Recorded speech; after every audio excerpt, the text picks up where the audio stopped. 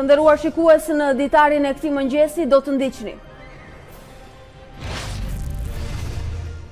Krimi në familje trondit Tiranën, gardisti qëllon për vdekje bashkëshorten brenda në shtëpi në prani të vajzës 3 vjeçare. Alketa Rapaj tregoi në polici se kishte dyshime se shoqja e tradhtonte.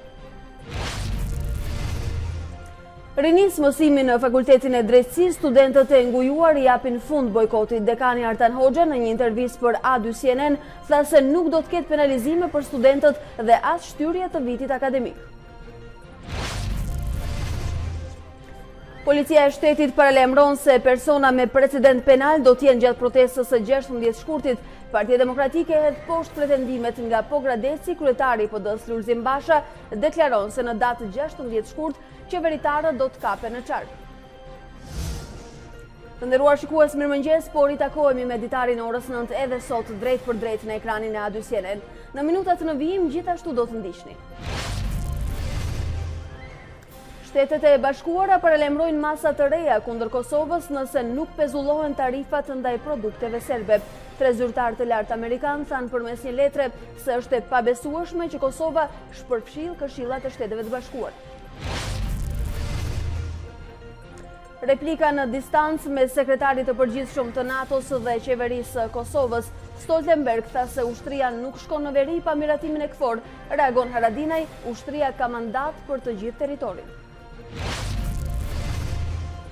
Paris Saint-Germain një hap larg çerek-finaleve, francezët fitojnë 2-0 përballë Manchester United, Roma mund Porton me rezultatin 2-1.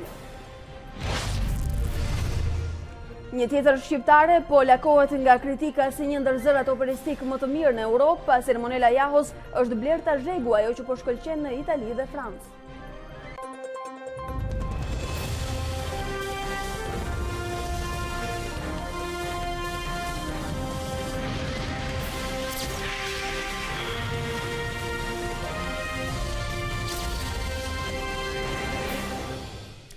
Të nderuar shikues të ekranit të A2 CNN, me zhvillimet e fundit politike nga vendi, do ta nisim edhe ditarin e këtij mëngjesi.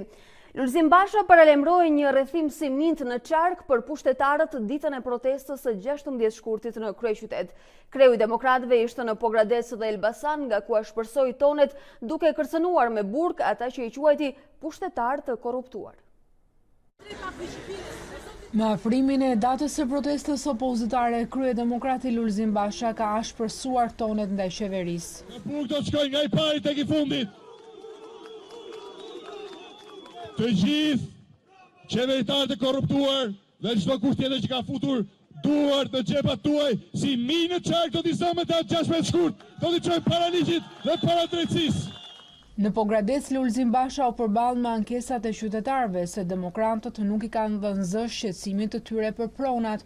Premtimi i kryeopozitarit ishte për anulim të ligjit të pronës, me ardhje në pushtet të Partisë Demokratike. Opozita pse s'ka folur kaq vite për pronat? Më vjen keq Nuk e kanë dëgjuar. Ligji që ata kanë bërë për të hequr kompensimin me vlerë tregu është rishpronësim. Është rishpronësim. Atë që bëri Enver Hoxha para 60 vjetësh e bën dhe ky ligj. Ne do ta rrëzojmë të ligj. Dhe ne do t'ju shpronsojmë, ne do t'ju shpërblejmë, do shpërblejmë me Ti dokumentet apo ti mbaj? por në mënyrë më absolute ti mbash, sepse dëm shpërblimi do bëhet me vlerë tregu. Pasdite kryedemokrati ishte në Elbasan, nga ku sulmoi kryebashkiakun Qazim Saidini dhe drejtuesin politik të qarkut Taulan Tballa. Por sot në Elbasan nuk ka mundësi, po nuk qe Lala Qazim, po nuk qe i lidhur me Lalën Qazim, po nuk qe i lidhur me bandat kriminale të qerave të sanxaktarëve, po nuk qe i lidhur me krye hajdutin Taulan Tballa. Ndërsa policia e shtetit shpërndau një njoftim për mediat në të cilin paralajmëroi se persona me precedent penal do të jenë pjesë e protestës së 16 shkurtit. Por Partia Demokratike pretendon se kjo deklaratë ishte vetëm shprehje e pasigurisë që ka kapur kryeministrin Edi Rama. Policia ka informacion se në protestën e paralajmëruar të 16 shkurtit nga opozita e bashkuar do të ketë persona me të shkuar kriminale. Policia e shtetit ndan me publikun shqetësimin për përfshirje në atë tubim të individëve me precedent penal apo të nxitur nga aktor të tretë të cilët synojnë krijimin e një klime destabiliteti në Shqipëri. Të shtunën qytetarët sipas policisë këshillohen që të kufizojnë lëvizjet në zonën pranë protestës. Blut e shtetit do të kontrollojnë intensivisht mjetet që do hyjnë në kryeqytet. Sa kaq kreu i opozitës Lulzim Basha nga Elbasani kërkoi të qetësojë qytetarët dhe tha se policia do të jetë me ta ditën e protestës. Po një grusht i minç që kanë ngrënë të papëzitur, kanë marrë që kanë mundur, kanë vjedhur dhe grabitur një grusht njerëzish që nuk ka për t'i mbrojtur askush me 16 shkurt. As policia, sepse policia është populli, policia do lufta kundër krimit dhe s'mund mbroj kur kriminalët dhe politikanët e lidhur me ta. Toneti e shpërsoi më shumë sekretari i përgjithshëm i PD-s Gazmend Bardhi, kur paralajmëroi se paralajmërojmë policinë e shtetit e Edi Ramës të ri larg protestuesve, të mos pengojë lëvizjen e lirë të tyre, për ndryshe secili prej shërbëtorëve të skenarit kriminal të Edi Ramës do të mbajë përgjegjësi personale dhe ligjore. Nga ana tjetër, aleatët e Partisë Demokratike presin të finalizojnë para protestës marrëveshjen e bashkëpunimit. Por Fatmir Mediu, Nartë Ndoka dhe Dashamir Shehi kërkojnë ndryshime të thella edhe në kodin zgjedhor dhe rrisin presionin ndaj kryedemokratit Basha për lista të hapura zgjedhore. Aleatët e Partisë Demokratike presin që të firmosin para protestës së 16 shkurtit platformën e bashkëpunimit e cila institucionalizon koalicionin opozitar në zgjedhjet e ardhshme. Krye republikani Fatmir Mediu, kreu i Partisë Demokristiane Nartë Ndoka dhe ai lëvizjes për zhvillim kombëtar Dashamir Shehi e mirëpresin marrëveshjen që tenton të krijojë kushte për zgjedhje të lira dhe zbatimin e reformës zgjedhore. Por tek ndryshimet në kodin zgjedhor, kërkesa ndaj kryedemokratit Basha është e njëjtë, kthimi i listave të hapura zgjedhore. Për të shmangur manipulimin e zgjedhjeve, një sistem zgjedhor me listat hapura për gjykimin tim është sistemi më i drejtë.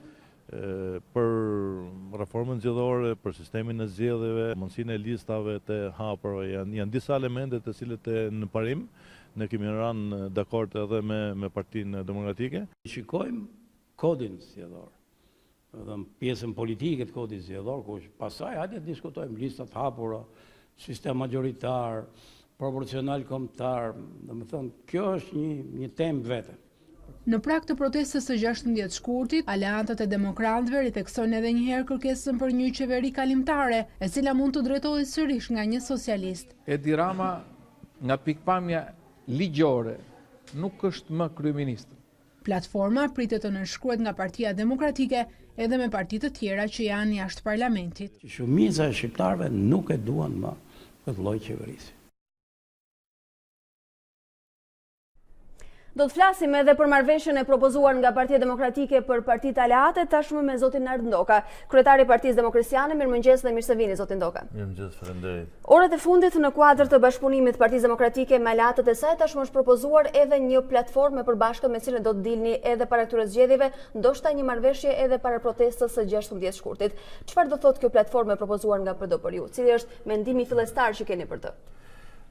Më tepër është një marrëveshje parimore, pra për disa parime që opozita e bashkuar gjykoi që do të bien dakord, jo thjesht para protestës, se protesta është më e rëndësishme edhe se marrëveshjet e partive politike, por për të krijuar një lloj bashkëpunimi institucional mes partive opozitare.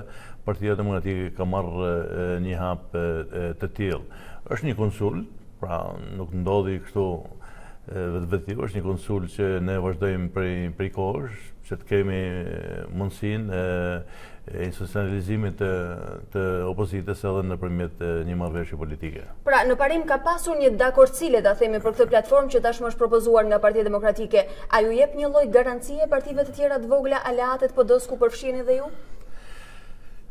Problemi jonë mbetet në çdo moment kodi zgjedhor, pra është problematik. Sistemi i tij, administrimi i zgjedhjeve ka shumë pikpyetje, por nuk është momenti tashme as për të marrë me këto probleme, se nuk ka edhe kohë vetë për Komisionin e Reformës Zgjedhore.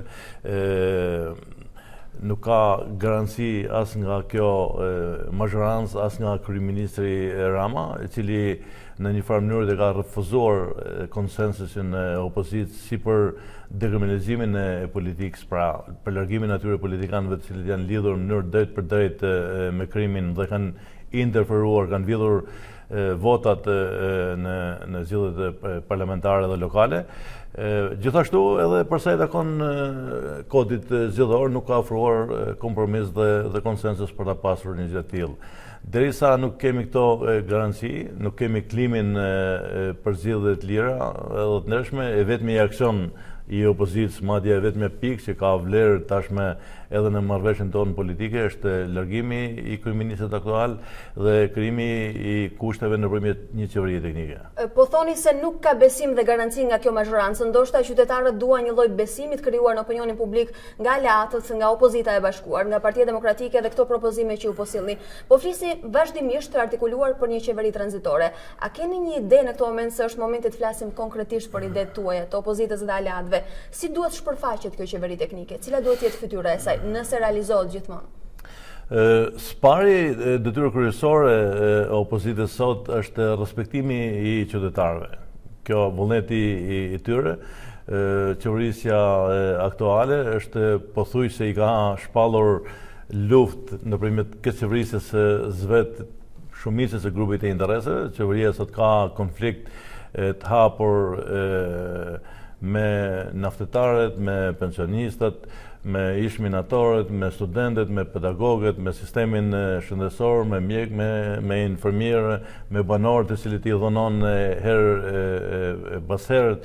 Pra, janë grupe qytetarë që kanë muaj edhe muaj që protestojnë kundër kësaj qeverie. Pra, ishte momenti final që opozita në shej përgjegjësitë politike edhe për realitetin e politikë shqiptare që ka një ngers të jashtëzakonshëm edhe vetë në qeverisjen e vendit, por edhe në procesin tonë të integrimit në raport me opozitën, ka caktuar një datë për bllokimin, për largimin e kësaj mazhorance. Keni vënë një deadline, datën 15 për të larguar kryeministrin, që e keni ftuar të largohet vetë, dhe datën 16 kur keni premtuar se do ta largoni ju me protesta, Partia Demokratike dhe aleatët e saj. Ndoshta opinioni publik, elektoratet tuaja tashmë kanë rritur te skajshëm pritshmëritë për ju. Si do të silleni ja ditë me qytetarët? Çfarë ju premtoni për datën 16? Çfarë i premtojmë qytetarëve?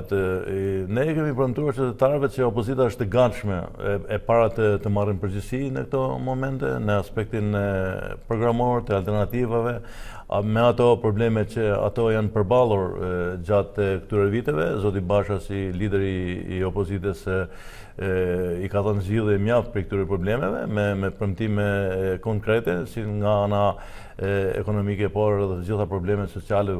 Pothuajse është përpjekur që të afrojnë alternative në opozitës që të jetë një garanci për qytetarët që po largojnë një mazhorancë të korruptuar, po largojnë një mazhorancë e cila e ka kthyer vendin në një geto, por ka një shpresë opozita me disa propozime reale. Ka gjithmonë, në fundit ky është dhe misioni i subjekteve politike, aq më tepër i një opozite e cila po pret marr pushtetin. Megjithatë ndonjëherë duket sikur mbeten projekte në letër. A besoni se sot opozita ka momentin e vet të kredibilitetit për t'ju kërkuar pjesëmarrje qytetarëve? A kanë besim ata te opozita sot?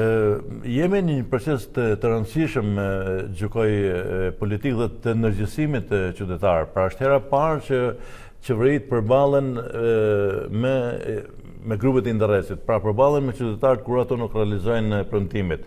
Këto janë edhe përballje që Rama ka. Pra pritshmëritë për Ramën ishin njerëzisht të mëdha nga të gjithë dhe rezultoi një dështim shumë i madh. Megjithatë sot janë sy tek alternativat e opozitës. Dhe qytetarët nuk duruan derisa të mbarojnë mandati 4 vjeçar apo 8 vjeçar i zotit Rama, por kërkojnë me guxim, me një lloj kërkese të ultimatumit që ta presin mandatin mes. E njëjta gjë mund të ndodhë nesër edhe me Bashën, nëse këto premtime që Basha i ka bërë publike nuk i realizon. Pra frika ndaj reagimit qytetarëve sot po shtohet në politikën shqiptare dhe ky është lajmi më i mirë besoj për pluralizmin dhe për demokracinë tonë. Greva studentave edhe e pedagogëve, tërgoj, më të vërtetë që ka një standard tashme në pjesën e kërkesës së llogarisë nga qytetarët në mënyrën me civile të mundshme. Pra, ndoshta duhet i shërbesi sensibilizime dhe opozitës. Po, diskutim që po. Pra, nuk mund të kemi sot një opozit apo një lider opozite i cili mund bëjnë premtime pa fond të parealizueshme, që e ka të qartë që duhet përballet edhe ai mas 3 muaj, mas 6 muaj me të njëjtën metodë. Duket si pritshmëri krejtësisht maksimale të presim që zoti Rama të vetë tërhiqet deri në datën kur ju i keni lënë dispozicion. Megjithatë, a besoni se heqja e tij nga ky post dhe qeveria tranzitore do të realizohen vetëm me protestën e 16 shkurtit? Protesta është mjeti më i mirë për ta larguar zotin Rama, për faktin se ai në aspektin politik nuk reagon, në aspektin si një personazh që ka përgjegjësi, pra si një burr shtetit, nëse do ta quajmë të tillë, ai ka deklaruar përpara sa kohë se unë do të largohem jo kur ti mërzit gjithë shqiptarët, por kur unë ta ndjej që ka ardhur momenti, ati i ka kaluar tashme kjo etapë, ai jo vetëm që i ka mërzitur shqiptarët, por i ka dhënuar ato. Po pra, gjithmonë kjo është problemi në politikë. Pushteti në një farë mënyrë të rëson, pushteti është si pia të kap dhe gjithë Shqipëria duket e jote, ka nuanca jashtëzakonisht të këqija. Pushtetin e kemi provuar edhe nga ana djathtë, kjo nuk është një fenomen që ndodh vetëm tek e majta, por të majtën e kapi ideja e pushtetit disi më përpara. Prandaj sot vëmë në peshë alternativat që ofrojnë të dyja palët, pavarësisht provave që kanë treguar në të kaluarën. Për fund, thirrja juaj për protestën e së shtunës? Unë gjykoj që është protesta e vetme në historinë e pluralizmit shqiptar që në një farë mënyrë është kërkuar nga qytetarët. Pra në çdo moment ka nxitje nga politika, nga opozita në shumicën e rasteve për të përfituar prej saj. Sot jemi në një rast unikal që gjithë grupet e interesit kanë kërkuar në mënyrë permanente që të kemi një datë përfundimtare që ta mbyllim përfundimisht historinë e drejtimit të vendit nga zoti Rama. Pra është një ultimatum edhe për opozitën. Ne kemi dëgjuar edhe përballjen e Bashës që mos na thirrnin në protestë për tu larguar pa rezultat. Pra qytetarët e kanë ndarë mendjen që do të ketë një ndarje me zotin Rama, se si do të jetë forma dhe mënyra për ta bërë një gjë të tillë, t'ja lëm kohës, nuk besoj që ka edhe përgatitje të tilla, gjithmonë qytetarët të surprizojnë me idetë e tyre kur ato protestojnë dhe do të jetë një protestë ndryshe, pra pa diskutim që do të jetë një protestë agresive, do të jetë një shfryrje totale atij dufit akumuluar. Agresive flasim për dhunë apo për shpërfaqje të pakënaqësisë së tyre, revolt në rrugë? Revolta, kjo është kryesorja, pra është një protestë. Apo dhe ju i qëndroni ide se qytetarët nuk mund të parashikohen kur dalin në rrugë dhe protestojnë? Pa diskutim që është jashtëzakonisht e vështirë për ta kundërshtuar. Detyra, roli i opozitës është për ta menaxhuar sa më mirë që mos ketë akte dhunje, mos ketë djegje, këto nuk i interesojnë asnjë njeriu, por se do të ketë surpriza edhe për vetë zotin Rama për t'i rikujtuar zotit Rama se pushteti nuk është i përjetshëm, që vjen një moment që duhet të largohet. Pra atë që e ka premtuar. Këtë parim duhet ta kenë në mendje të gjithë liderët. Edhe këtë premtim që ne patëm shpresë se do ta mbajnë, që ai kur t'i mërzisin shqiptarët do largohet, edhe një premtim të tillë nuk e mbajti. Ndoshta bindet pas protestës. Faleminderit që ishit këtë mëngjes këtu. Kënaqësi, faleminderit ju. Ndërkohë, në një linjë tjetër sigurisht që do të kemi në të tjera informacione dhe me të tjera intervista për të marrë edhe mendimin e një pjesë tjetër të aleatëve. Megjithatë, ndalemi për pak informacione dhe do të kemi të tjera intervista edhe në kuadër të ditarit të këtij mëngjesi. Arben Froku nuk do të ekstradohet në Shqipëri. Ky ka qenë edhe vendimi i gjykatës së apelit të krimeve të rënda, i cili është dhënë ditën e dieshme. Do të shohim një pjesë të materialit, ndërkohë pas pak minutash do të kemi edhe një intervistë tjetër, do të jetë nën kryetari i Partisë Republikane, të cilën tashmë e kemi në linjë, kemi të mundur. Zoti Blendi Sulaj, mirëmëngjes, faleminderit që jeni me ne sot. Mëngjes, faleminderit për ftesën. Atëherë, në emër të subjektit që ju përfaqësoni, sigurisht që do më duhet ju pyes për propozimin e fundit të ardhur nga Partia Demokratike, flitet për një platformë të përbashkët me cilën do të dilni para protestës së 16 shkurtit. Cila është ideja fillestare që u krijon ky propozim tashmë i ardhur, që me sa duket është diskutuar edhe me Partinë Republikane? Po, kjo ishte një tip marrëveshje të cilën ne kishim shumë kohë që kishim diskutuar më parë, ashtu siç e tha dhe zotin Doga më përpara, është një marrëveshje e cila shërben për të institucionalizuar të gjithë marrëdhëniet ndërmjet partive opozitare, por mbi të gjitha është e rëndësishme që ne vëmendjen tonë ta kemi tek protesta e datës 16 shkurt, e cila është një protest që si në formë dhe në përmbajtje është protesta e parë që është bërë në Shqipëri për këto 27 ose 28 vite demokraci. Ndërkohë, kur flasim për protestën e ditës së shtunë, besoj tashmë jeni aktivizuar edhe ju me kontributin tuaj për kauzën e përbashkët që keni me të gjitha partitë opozitare në krye me Partinë Demokratike. A jeni të bindur që do arrijnë të përmbushën objektivat e parasaktuar që janë një qeveri tranzitore dhe largimi i zotit Rama pas kësaj proteste? E para është që ne të diskutojmë që kush është arsyeja dhe kush është shkaku i kësaj proteste kaq madhështore që do ndodhi ditën e shtunë në Tiranë. Shkaku dhe arsyeja e kësaj proteste është gjendja e rëndë ekonomike e shqiptarëve, krimi i cili ka kapur gjithë vendin, krimi i cili është në qeveri, qeveria e cila ka humbur legitimitetin e saj, kryeministri i cili thjesht rrin zyrë si një kryeministër de facto, por ai nuk është më kryeministër de jure, për shkakun sepse ai është një kryeministër i cili gjatë gjithë kohës në gjithë këto vite e ka humbur besimin e qytetarëve që mbas zgjedhjeve 2017, është një kryeministër i cili ka ardhur si pasojë e zgjedhjeve të vjedhura dhe zgjedhjeve dhe votave të blera në qeveri dhe tani më kjo protestë, e cila, siç e thash më përpara, është protesta e parë, e cila është e këtij lloji në 28 vite demokraci në Shqipëri, është një protestë e cila do të japi përgjigjen përfundimtare kryeministrit Rama dhe qeverisë të tij arrogante. Zoti Sulaj, pse ju bën të besoni se kjo është një protestë e një natyre tjetër? Pse do të bëjë diferencën kjo protestë e iniciuar nga opozita, por që pritet ju bashkohen edhe grupe të ndryshme protestuesish?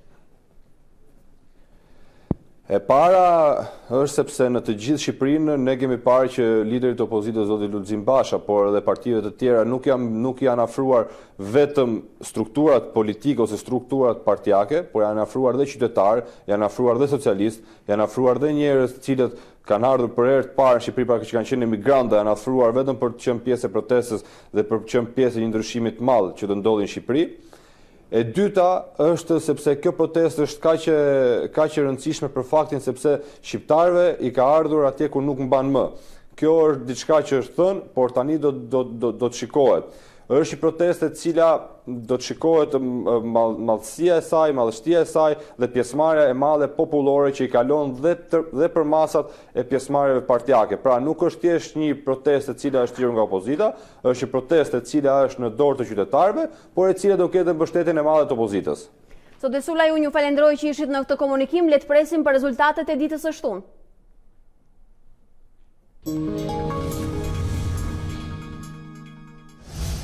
Ne do t'i rikthehemi informacioneve nga aktualiteti.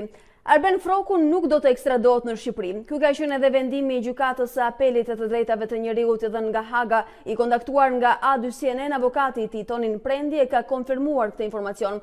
Froku është dënuar me burgim të përjetshëm nga gjykata e apelit për krime të rënda për vrasjen e komisar Dritan Lamajt në vitin 2013. Arben Froku arrestua fillimisht në Greqi vetëm pak kohë pas ngjarjes. Gjykata e krimeve të rënda e shpalli të pafajshëm dhe pas këtij vendimi, në vitin 2017 ai u largua nga Shqipëria, por apeli e dënoi me burgim të përjetshëm. Arben Froku qëndroi në Holand ku arrestua me dokumenta të falsifikuara greke.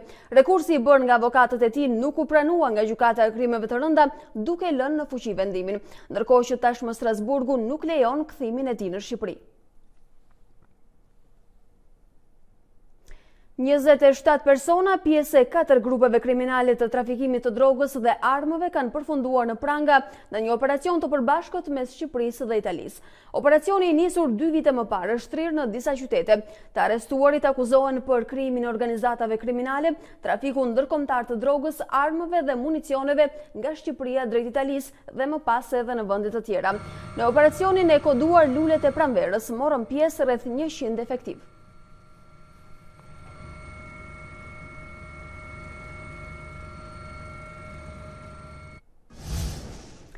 Ervilma Seferaj, nën e një vajze të mitur, është viktima e radhës së krimit në familje. 36 vjeçaria u qellua për vdekje nga bashorti i saj, Alket Arapaj. Punonjës i gardës tregoi në polici se e vrau bashorten pasi kishte dyshime se ajo e tradhtonte. Një vajzë e mitur mbeti jetime pasi babai i saj punonjës i gardës prej 15 vitesh, qelloi me armën e shërbimit nënën duke e lënë të vdekur.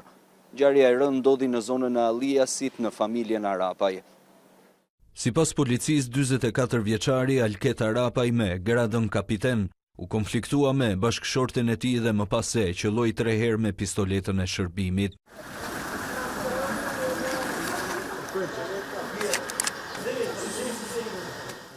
Në momentin e krimit të rënd në banesë ndodhej dhe vajza 3 vjeçare e çiftit.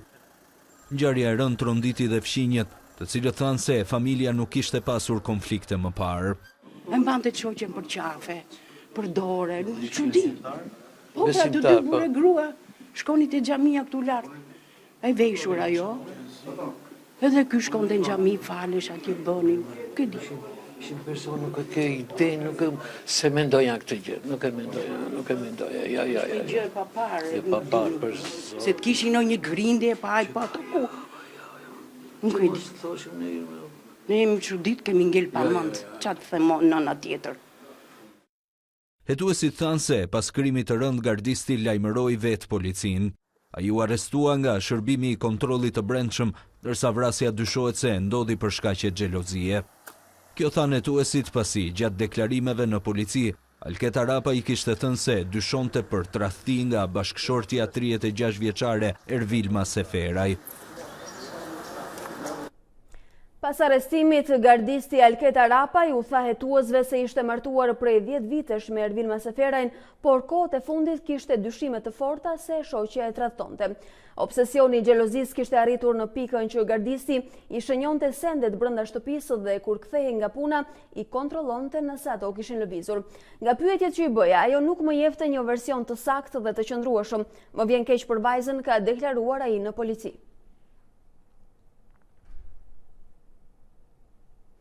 Oficeri i policisë së Shkodrës, Berhan Bajrakurti, tashmë i arrestuar pas videos që qarkulloi në media, për të cilën akuzohet se ka ngacmuar seksualisht një 15 vjeçare, i ka mohuar akuzat. Bajrakurti në dëshminë e dhënë për oficerin gjyqësor ka thënë se video nuk është bërë me qëllim ngacmimin e të miturës në Malsinë e Madhe. Bajrakurti në dëshminë e tij ka deklaruar se ka një lidhje jashtëmartësore dhe që nuk ka ngacmuar e se nuk ka pasur kurrë marrëdhënie me një të mitur. Ndërsa ministri i Brendshëm Sandër Lesha ishte në fshatin Gruemir të Malësisë së Madhe, ku tha se historia e raportuar në media për policin Bajrakurti mund të jetë krejt ndryshe nga se u raportua. Lesha i tha se nuk ekziston asnjë denoncues për abuzimin e një të miture 15 vjeçare në polici. Pas publikimit të videos ku kryente veprime të turpshme, inspektori i policisë Berhan Bajrakurti ndodhet pas hekurave. Në media u raportua se videon e kishte dërguar një 15 vjeçare që ngacmonte seksualisht. Madje denoncimi i familjarëve të vajzës ishte refuzuar të regjistrohej nga efektivët e policisë në Malsinë e Madhe, ku Bajrakurti bënte pjesë. Por ministri i Brendshëm Sandër Lesha i ka një tjetër variant. Është arrestuar që mbrëm. Është thënë që janë drejtuar komisariatit të Shkodrës dhe atit të Malësisë Madhe dhe nuk i është pranuar denoncim familjes. Kjo nuk është e vërtetë. Policia shtetit po kërkon qëmbron dhe gjithë organet e policisë dhe shtetit po kërkojnë denoncuesin i cili nuk gjendet. Kjo është pyetja kryesore që do të keni ju dhe ne bashkë. Keni krijuar një ide. Pyetja themelore që kemi të gjithë ne është kush është denoncuesi. Se mbati arrestuar atëherë nëse nuk ka një denoncues. Sepse duhet të parandalojmë çdo mundësi intimidimit të një denoncuesi potencial. Por ndryshe nga ministri, deputetët e kanë marrë të mirëqenë vërtetësinë e akuzave për ngacmim seksual. Perversiteti ka mbuluar për ministrin, perversiteti ka mbuluar ministra. Sigurisht, induktohet poshtë dhe perverset kudo që janë ngrej krye. Ne perversëve u tregojmë vendin, i arrestojmë. Ju nuk e keni bërë të njëjtën gjë me perversët tuaj. Kryetari juaj i bashkisë Titanzës vazhdon të jetë atje. Ish ministri juaj i njohur për mbërthesat nuk u arrestua kur dhe arriti të shpëtojë pa lagur. Kjo është diferenca mes jush dhe nesh. Madje deputeti i PD-s Ervin Saljani pretendon se disponon të tjera video. Në video konkrete nga ky personazh që përfaqëson policinë e shtetit, por që është një neveri për gjithë shoqërinë shqiptare, se si ka shkuar në komisariatin e policisë në Malsinë e Madhe dhe në Shkodër për të treguar trauma dhe dhunën që bën një zyrtar i shtetit dhe nuk ka pasur asnjë reagim, madje ka pas tallje. Pasi ishte shkarkuar në 2008-ën, Berhan Bajrakurti u rikthye në detyrën e policit në 2015-ën. 3 paga për një vend pune. Kjo është kosto që shteti po paguan aktualisht për largimet e padrejta nga puna. Gerti Shella, drejtuesi i Infochip, deklaron se 77% e atyre që ankimojnë në gjykat për shkarkim nga detyra kanë fituar dhe qeveria është e detyruar që nga paratë e tatim paguesve t'u jap dëmshpërblim deri në 30 paga. Shteti shqiptar po paguan aktualisht rreth 3 paga për një vend pune. Kështu ka deklaruar Gerti Shella, drejtuesi i Infochip, që ka hartuar edhe studimin për kostot financiare të shkarkimeve të padrejta nga puna.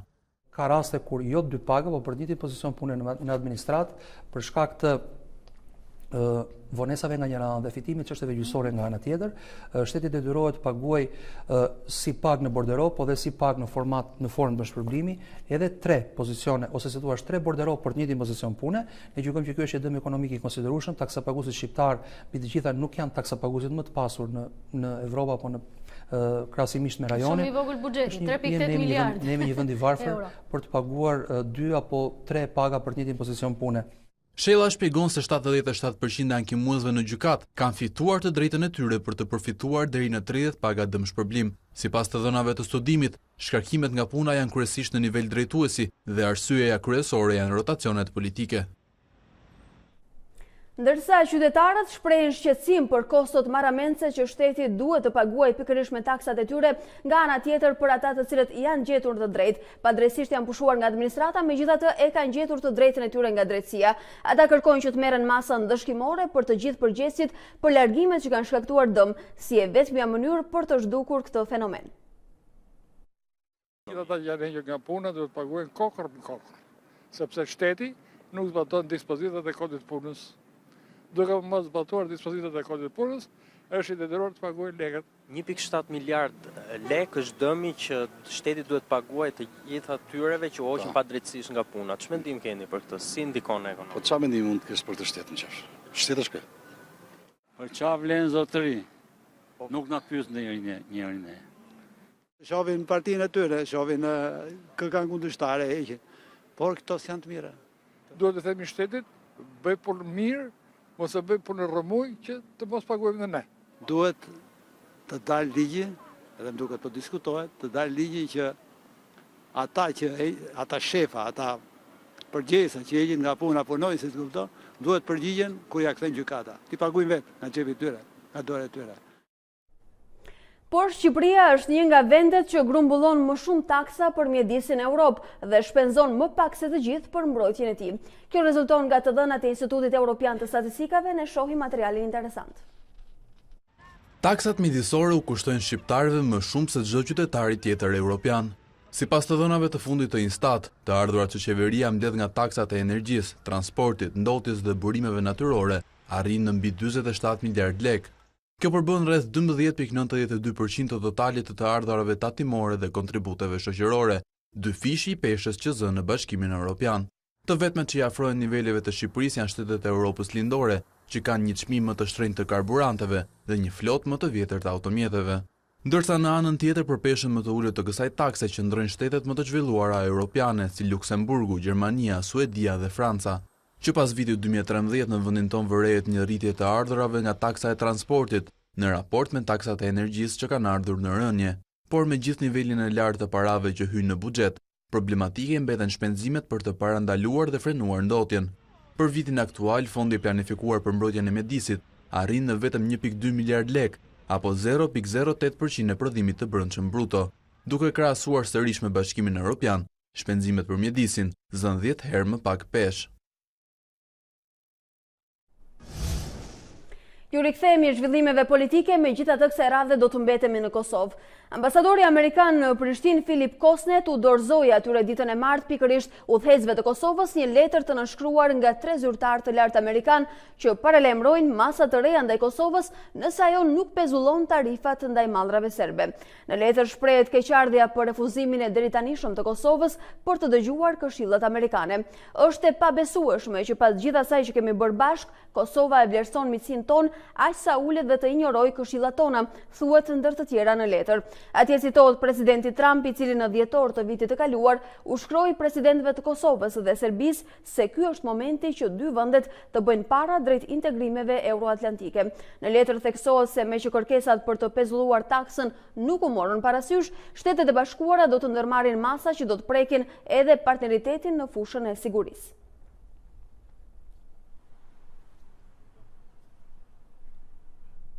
Ndërsa ka pasur replika në distancë mes kryeministrit të Kosovës, Ramush Haradinaj, dhe sekretarit të përgjithshëm të NATO-s, Jens Stoltenberg. Kreu i Aleancës së Atlantikut të Veriut tha se ushtria nuk mund të shkojë në veri pa lejen e KFOR-it, ndërsa Haradinaj u përgjigj duke thënë se ushtria ka mandat për të gjithë territorin e Kosovës. Ushtria e Kosovës mund të shkojë në çdo cep të territorit të saj.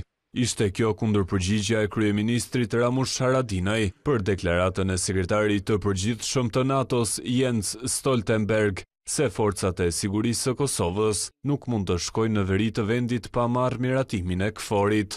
Në një konferencë për shtyp, Haradinaj sqaroi mandatin e ushtrisë. Ne kemi ofruar NATO-s një protokoll të ri të operimit në Kosovë për gjithë vendin, pa dallim, po mos ka veri e ju, mos një Kosovë, ligjet janë përshti për këtë vendit. Një tjetër kritik që erdhi nga selia e NATO-s për qeverinë e Kosovës kishte lidhje me taksën e vendosur për produktet serbe. Stoltenberg tha se disa vende anëtare janë të zhgënjyera me këtë vendim. Për këtë temë Haradinaj tha se tarifa mund të qëndrojë përjetësisht. Qendrimi ynë është i qartë dhe unë du me hek taksën krejt, jo vetëm me suspendu, unë preferoj hekjen e taksës. Edhe Kosova e preferan, po është e lidhune me njohim nga Serbia. Gjatë konferencës, Haradinaj pranoi se ambasadori amerikan Filip Kosnet i kishte kërkuar sërish heqjen e taksës. Përgjigjja e shefit të qeverisë për diplomatin e Washingtonit ishte se tarifa nuk pezullohet pa njohje reciproke. Është momenti të shohim dhe zhvillimet e fundit nga sporti. Spektakël në Old Trafford në Paris Saint-Germain që mundi 2-0 Manchester United në shtëpi. Edhe pse pa ndihmën e Cavani apo Neymar, francezët janë me një këmbë në çerek finalet e Champions League, pasi për fitoren menduan mbrojtësi dhe ylli i sulmit Kylian Mbappé. Manchester vuajti në krijimin e aksioneve si dhe tregoi shenja nervozizmi, siç ishte dalja me karton të kuq të Pogba. Në ndeshjen tjetër Roma mundi 2-1 Porto në Olimpico. Italianat ju falën këmbë të talentit 19 vjeçar Zaniolo, i cili shënoi të dyja golat e fitores. Gjithsesi, kualifikimi mbetet i hapur pas golit të Portos në fundin e sfidës. Ndërsa Champions do të vijojë edhe sot me dy sfidat e radhës. Tottenham dhe Dortmund do të priten me mjaft interes. Dy skuadra të cilat kanë të njëjtin nivel dhe në kampionatet respektive kanë arritur rezultate të shkëlqyera. Spurs e mbyllën fazën e grupeve në vendin e dytë, ndërsa verdhezin të Dortmund ishin fituesit e grupit A. Ndeshja tjetër do të jetë ajo mes Ajaxit dhe Amsterdamit dhe Realit të Madridit me spanjollët, dukshëm favorit në letër. Megjithatë, madrilenët vinë me moral të lartë pas fitores ndaj Atleticos së Madridit në derbi. 84 gole të realizuar në një vit kalendarik dhe gola shënuesja më e mirë femër në nivel botror. Megi Doçi nuk është një futbolliste si të gjitha të tjerat. Për të rritur nivelin, 22 vjeçaria stërvitet edhe me djemt, ndërsa për A2 CNN zbulon shembujt dhe ëndrat për të ardhmen. Ndihjen speciale në përgatitur me rekordmenen e planetit nga Kristi Mërtiro.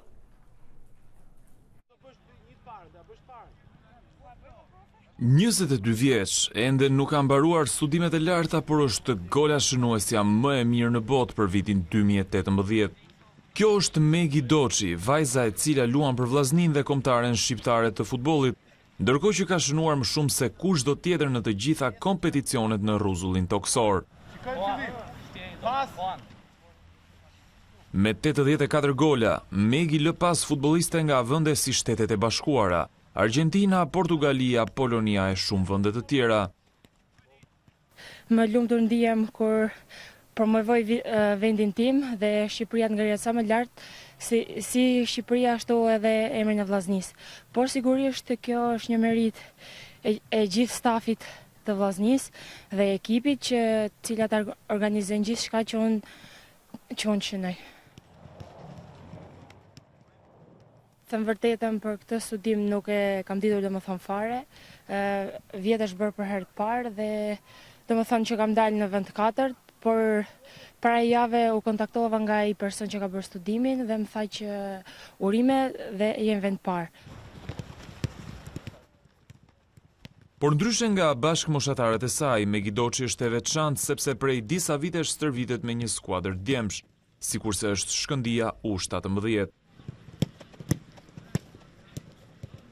Stërvitja me djemë më bën që të lvizi më shpejt me topin, të japë topat më mirë, edhe çdo top ta pres më të fortë, si shpritet domethënë nga djemë janë më të shpejt. Futbolla dhe më të fortë edhe normal që përgatitem që me femrat të ta kalojmë të jem më fort ndaj tyre. Talentja e cila stërvitet me një skuadër djemsh nuk e mohon dëshirën për të nisur një karrierë jashtë vendit, por studimet e larta si faktor kyç dhe aktivizimi me skuadrën e vllaznisë kanë bërë që ajo të mbetet për të paktën edhe një vit në Shqipëri. Sigurisht që ekziston, por tani jam dhe në shkollë, po marraj studioj Universiteti i Sportave, Shkenca Televizjes dhe këtë vit jam vit fundit master dhe shpresoj ta marroj dhe të shohim për të ardhmen. Trajneri i Shkëndijës U17 Luan Pinari tregon se Megi është një vajzë që stërvitet rregullisht, me disiplinë dhe shumë korrektësi. Sipas Pinarit, futbollistja 22 vjeçare i ka të gjitha mundësitë që të shkëlqejë edhe në një eksperiencë jashtë kufive. Ne kemi bërë një pjesë të vogël të meritës së madhe që ka bërë sidomos Megi për futbollin e femrave, por edhe për futbollin shqiptar. Është një vajzë që stërvitet mirë, një vajzë që kërkon të stërvitet gjatë gjithë kohës dhe ne ja kemi dhënë mundësitë sepse e meriton që ajo të stërvitet dhe them që do jetë shembull për të gjitha vajzat, por edhe me këto djemë që ajo stërvitet këtu.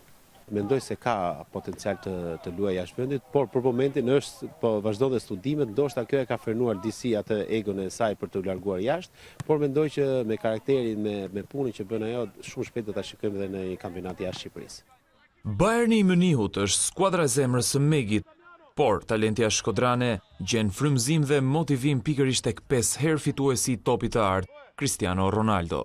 Sigurisht për mua futbollisti më i mirë për mua është Cristiano Ronaldo, është idolli im, por dhe femër mund të them që është Alex Morgan. Fare absolutisht jam tifoza e Juventusit, jam me Bayernin. Në fund Megi Doçi, vajza e cila shkruajti faqet e historisë së futbollit shqiptar për femra, por edhe atij botror, ka edhe një apel për të gjithë futbollistët e reja dhe prindërit e tyre. Mendoj se për gjithë prindit dhe për fëmijët e tyre, për ato femra që e kanë pasion këtë sport, t'i lejnë dhe prindit e tyre që të luajnë, sepse ndoshta një ditë edhe ata do ndjehen krenar siç ndihet familja ime sot për mua.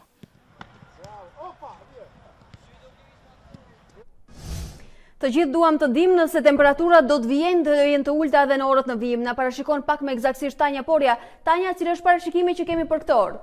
Në fakt, në lidhje me temperaturat alba nuk është se kemi informacione shumë pozitive. Temperaturat sot, por edhe ditët në vijim, me luhatje 1-2 gradë nga dita në ditë, mbeten të ulëta, por sot gjatë gjithë ditës dominon moti kthjellët në gjithë territorin shqiptar, përjashtim bën në orët e para të ditës vetëm zonat verilandore ku do të ketë vranësira të izoluara, por edhe rreshje të pakta dhe të izoluara, ndërkohë pjesa tjetër e territorit mbetet me mot të kthjellët.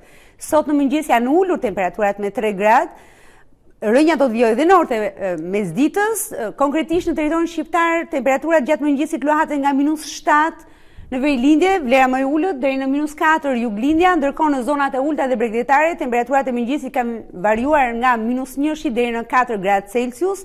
Mesdita e sotme me gjithë dominimin e motit të kthjellët, temperaturat e ajrit mbeten jo më shumë se 12 apo 13 gradë Celsius, kjo në ekstremi jugor të Shqipërisë. Shumë shkurtimisht për të gjithë periudhën që mbetet me temperatura të ulta, Alba parashikoi që temperaturat të rriten vetëm të hënën dhe tutje. Pra deri të dielën me luhatje të vogla jemi pak a shumë në të njëjtat vlera termike, temperatura goxha më të ulta se sa vlera tipike të muajit shkurt në cilin ndodhemi. Tanja, ne të falenderojmë që na mban të informuar me motin nga ora në orë në ekranin e A2-n. Faleminderit që ishe edhe sot me ne. Ne shohim edhe një herë zhvillimet kryesore të ditarit të këtij mëngjesi. Krimi në familje Trondit i Tiranën, gardisti qëllon për vdekje bashkëshorten brenda në shtëpi në prani të vajzës 3 vjeçare, Elketa Rapa i tregoi në polici se kishte dyshime se shoqja e tradhtonte. Rinis mësimi në Fakultetin e Drejtësisë, studentët e ngujuar I japin fund bojkotit. Dekani Hoxha në një intervistë për A2 CNN tha se nuk do të ketë penalizime për studentët dhe as shtyrje të vitit akademik. Policia e shtetit paralajmëron se persona me precedent penal do t'jenë gjatë protestës së 16 shkurtit. Partia Demokratike hedh poshtë pretendimet nga Pogradeci. Kryetari I PD-s Basha deklaroi se në 16 shkurt qeveritarët do të kapen në çark. Shtetet e Bashkuara paralajmërojnë masa të reja kundër Kosovës nëse nuk pezullohen tarifat ndaj produkteve serbe. 3 zyrtarë të lartë amerikanë thanë përmes një letre se është e pabesueshme që Kosova shpërfilli Këshillat e Shteteve të Bashkuara. Replika në distancë me sekretarit të përgjithshëm të NATO-s dhe qeverisë së Kosovës, Stoltenberg, ushtria nuk shkon në veri pa miratimin e KFOR. Reagon Haradinaj, ushtria ka mandat për të gjithë territorin. Një tjetër shqiptare po lakohet nga kritika si një ndër zërat operistik më të mirë të Europës. Pas ceremonila Jahos është Blerta Zhegu, ajo që po shkëlqen në Itali dhe Francë. Të nderuar shikues, kjo ishte gjithçka e përgatitur për ditarin e këtij mëngjesi. Unë ju falenderoj për vëmendjen. Ju ftoj të na ndiqni edhe në rrjetet tona sociale në Facebook dhe Instagram, por edhe në faqen tonë të internetit a2cnn.com. Bashkë ndajemi këtu, ju vazhdoni që ndroni me ne.